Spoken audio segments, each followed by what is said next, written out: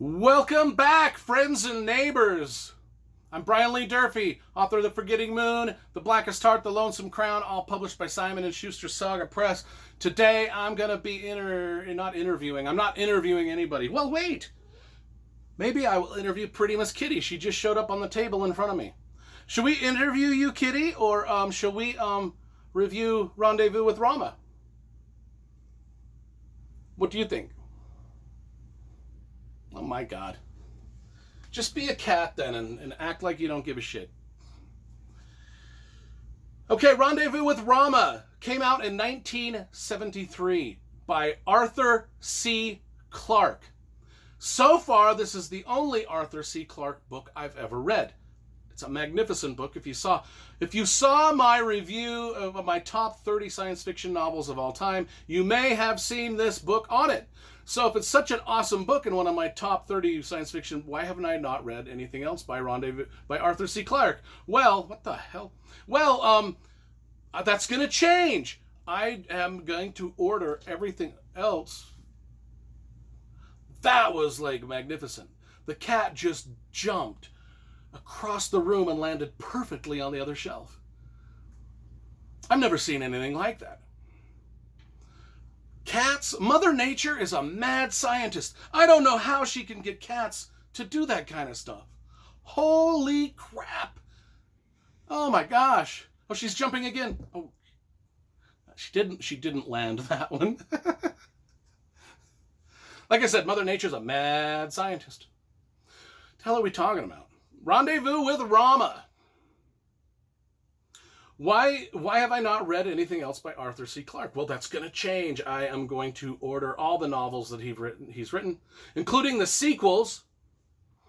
There's 3 sequels to this, and then a bunch of other stuff he's written, including 2001: A Space Odyssey. I'll be getting them, and they'll be in a future book haul somewhere. Look for that, because I just reread this, and I was like, God damn, this is dynamite. This thing is what science fiction is all about, man. I mean, just look at the cover. This big spaceship up here, a big unidentified flying object up here, a spaceship following it. That's what the book is about. The cover is great. We always review the covers. I love this cover. Great typeface. Great image here. Painted by Paul Swenson. This book won the Hugo Award in 1973, and it also won the Nebula Award for the best science fiction novel of the year. Well deservedly so, man. This thing, when I read it, every time I reread this, it sends chills up my spine. I love it that much. What's it about? Well, the prologue starts talking about in the year 2077, a meteor comes down and wipes out northern Italy. Boom, Verona, gone. The Italian Alps, gone. Venice, melted into the ocean. I mean, it just cuts a swath across northern Italy and just destroys the whole place.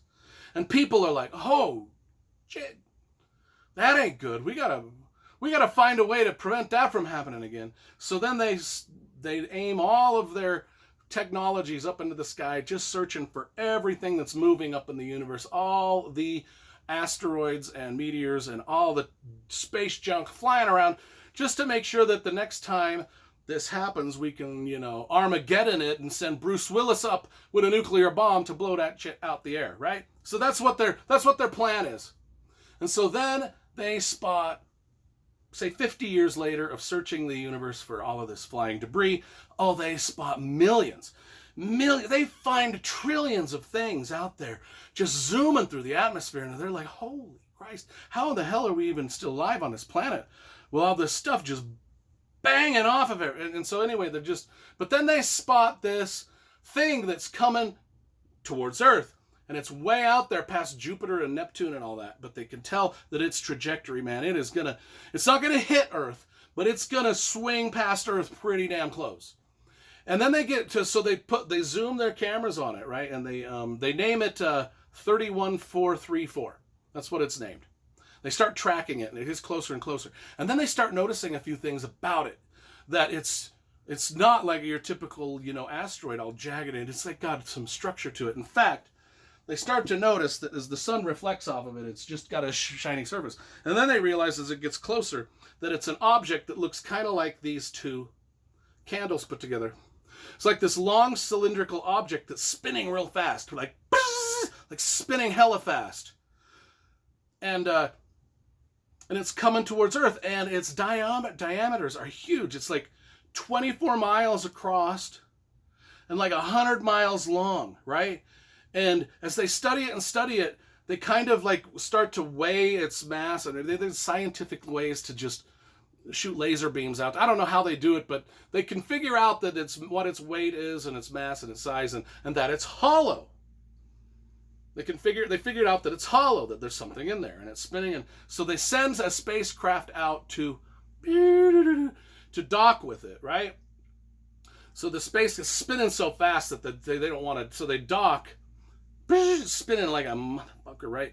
And so they dock in the exact center of this, so it doesn't, because they figure if they dock anywhere else, it's spinning so fast, their spaceship will land and just get shot off, like, because it's, but then they find that there's these grooves that they can anchor their spaceship right in the dead center, and it will just stay there. So right, they do that, and then they find an entrance to it.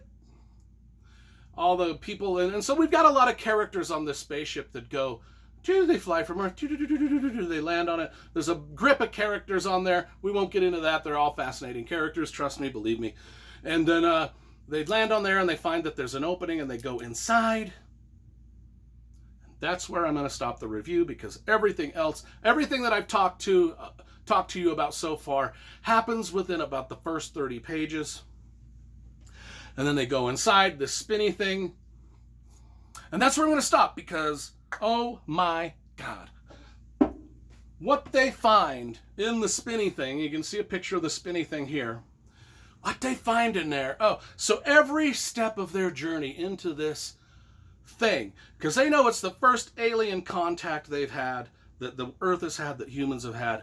And I'm telling you, just the first 30 pages are so gripping when they make their way to this thing, and you're just like anticipate, oh my gosh. Every time I read it, I just get chills up my spine. It's that cool.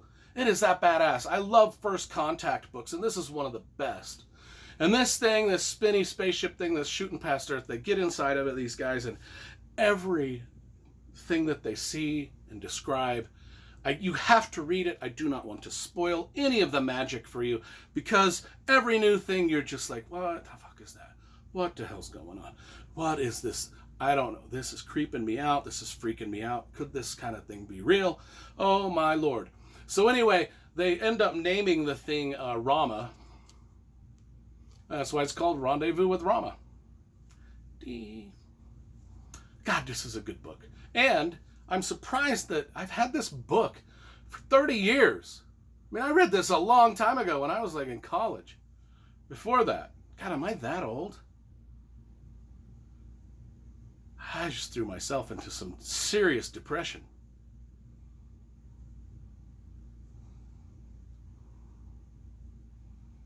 I give this book